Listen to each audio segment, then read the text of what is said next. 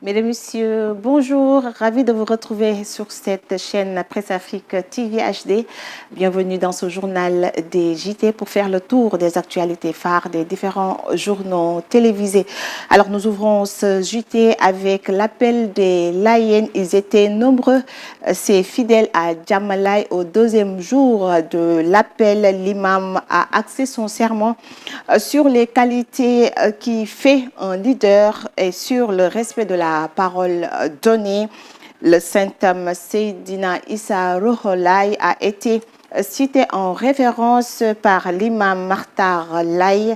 Les extraits de son sermon dans ce reportage signé Pafara Ning de la TFM. Sur le respect de la parole donnée, le saint homme Seydina Issa Rouhou Laye a été cité en référence par l'imam Makhtar Laye. Les extraits de son sermon dans ce reportage signé Pafara Ning. Et les qualités d'un leader étaient la quintessence du discours de la 104e édition de l'appel de Seydina Limamou Laye. Un sermon bien apprécié par les fidèles. C'est normal, un leader doit avoir un comportement irréprochable. Il doit être un exemple pour ses administrés. Si l'on veut défendre une personne, il faut nécessairement qu'elle soit exemplaire. On doit beaucoup apprendre de ce discours. Nul n'est supérieur à son prochain, peu importe notre appartenance sociale. Ce qui importe, c'est le comportement. Dieu a même salué le prophète, paix et salut sur lui, pour son comportement et son éducation. Seydina Issa Rouhou Laye, un parfait exemple de guide spirituel qui a toutes les qualités. Seydina Issa Rouhou Laye n'aimait pas se répéter. Quand il venait à Yeumbeul, lorsqu'il voyait qu'il y en avait qui discutaient pendant ses prêches dans la mosquée, il leur jetait une chaussure. Et chacun cherchait à savoir ce qu'il lui reprochait.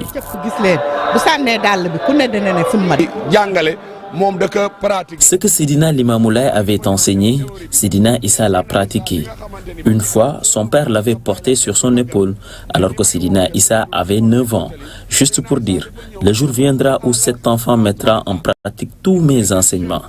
C'est arrivé à l'âge de 33 ans. Seydina Issa wallahi amul exemple bu gën amna ñoo xam nak amana dañ ko réré xamuno ko mais ku ko réré won wallahi da nga jël exemple ci mom lool mom mo ala kuliyal gisuma ci aduna exemple bu xamne mo gëna bax Seydina Issa dal. Les fidèles ont beaucoup prié pour la paix au Sénégal mais aussi dans le monde. Liñ ci wax moy que ni nous voulons l'unité des Sénégalais, nous cultivons la paix, évitons la violence. Je pense particulièrement à ce qui se passe en Palestine. Violence amul ben njariñ particulièrement ba wa Palestine. J'ai prié pour la paix, on peut manifester certes, mais il ne faut pas casser ou brûler. Au deuxième jour de la 104e édition de l'appel de Seydina Limamou Laye, Djamalay a refusé du monde tous. Parlons à présent politique pour faire respecter le calendrier électoral. Les membres de la coalition Diomaye Président ont organisé dans la nuit du dimanche une veillée nocturne vers les coups de 22 h, une veillée qui s'est tenue près du domicile du président de la République Macky Sall à Mermoz. Ils ont fait face à la presse dimanche, des opposants qui sont par ailleurs revenus sur cet entretien que le président de la République Macky Sall a accordé à une presse étrangère. Le compte rendu est signé Khadija Ndak Diouf de ITV.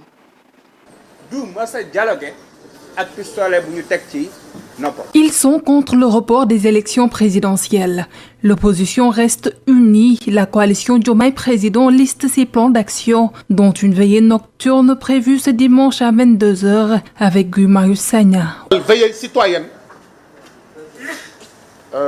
Mermoz, Nous organisons une veillée citoyenne cette nuit à 22h. Nous serons à Mermoz, à côté du domicile du chef de l'État Macky Sall. Et demain à 15h, nous ferons une grande mobilisation pour nous rendre au groupe Walfadjri. Des propos qui sous-entendent un coup d'État, déclare la coalition Diomaye Président, condamnant la dernière sortie du président Macky Sall. Il parle de propos menaçants. Gravité déclaration bi PM wax nako Ces propos sont extrêmement graves. Si quelqu'un de l'autre tenait les mêmes discours, il serait déjà arrêté. Macky Sall doit être entendu par le procureur. Toutes les institutions habilitées et la communauté internationale doivent le ramener à la raison. S'il va jusqu'à dire que les forces militaires peuvent prendre le pouvoir, cela devient un discours dangereux. Convoqué la ku ko wax ñu japp la Macky Sall, c'est extrêmement dangereux déclaration bo xamni def nako. Pour eux, la communauté internationale réagit, mais pas suffisamment. Ils s'attendent à une sanction du président de la République. Appel à un coup d'État militaire, le Macky Sall voté. Mais s'il le fait, c'est qu'il est dans l'incapacité de gouverner le Sénégal. Le Conseil constitutionnel devrait déclarer Macky Sall incapable de gouverner le Sénégal et le destituer. Si un coup d'État est effectué, que ce soit l'Union européenne, la CEDEAO, les autres organisations internationales, ils n'attendent pas qu'on leur dicte ce qu'ils doivent faire. Les réactions sont immédiates. Macky Sall doit être sanctionné de façon précise par la communauté internationale. Leur seule conviction, les élections se tiendront. Ainsi, ils appellent les Sénégalais à être plus actifs dans cette lutte contre le report des élections. Parlons tout autre chose, les échos de la CAN. Avec ce triomphe historique pour les Ivoiriens, les éléphants ont décroché leur troisième étoile dans une finale palpitante en battant le Nigeria 2-0. Un moment de gloire pour les Ivoiriens qui ont vu leur équipe nationale s'imposer avec brio et remporter le trophée tant convoité. Le résumé du match avec Mamadou Diallo de la RTS. Africa pour la troisième fois de son histoire, mais ce titre-là à domicile a une saveur toute particulière. La Côte d'Ivoire est champion d'Afrique. Les éléphants remportent la CAN 2023. Ils ont battu le Nigeria par 2-1.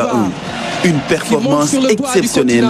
Les miraculés deviennent maîtres du continent. Un scénario incroyable. La Côte d'Ivoire accroche la troisième étoile sur son maillot. Les Ivoiriens y ont vu quelque chose puisqu'ils gagnent à domicile la 34e édition de la Coupe d'Afrique des Nations. Au début du match, ce sont les Ivoiriens qui donnent le ton. Dès la 7e minute, Adingra provoque mais frappe au-dessus.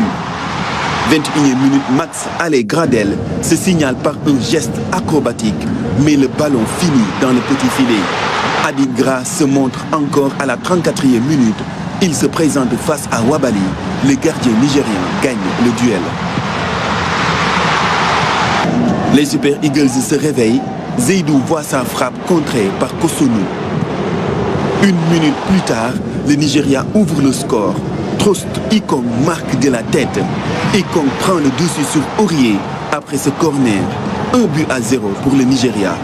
Trost Ikong inscrit ainsi son troisième but dans cette CAN. Peu avant la mi-temps, Osimhen semble être blessé, mais le cyborg tient debout et retrouve ses partenaires.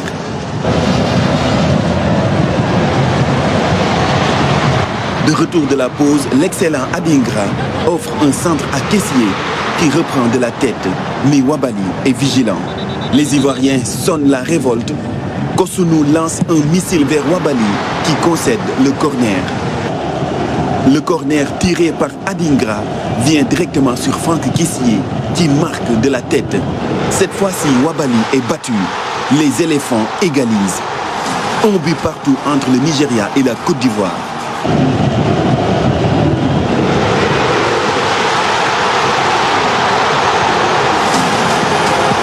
Le barrissement des éléphants envahit tout le stade.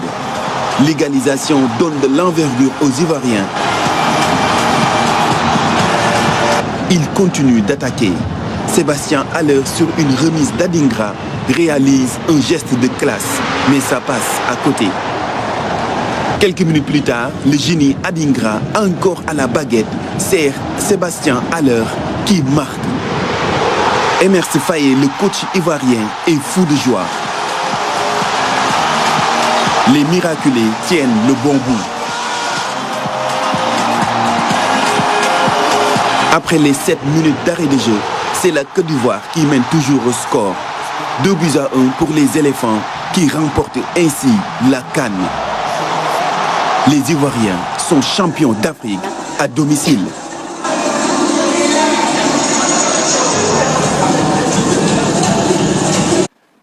C'était tout pour ce journal des JT. Ravi de vous l'avoir présenté. À 11h, vous aurez le journal en Wolof présenté par Moulay Mboup. Au revoir.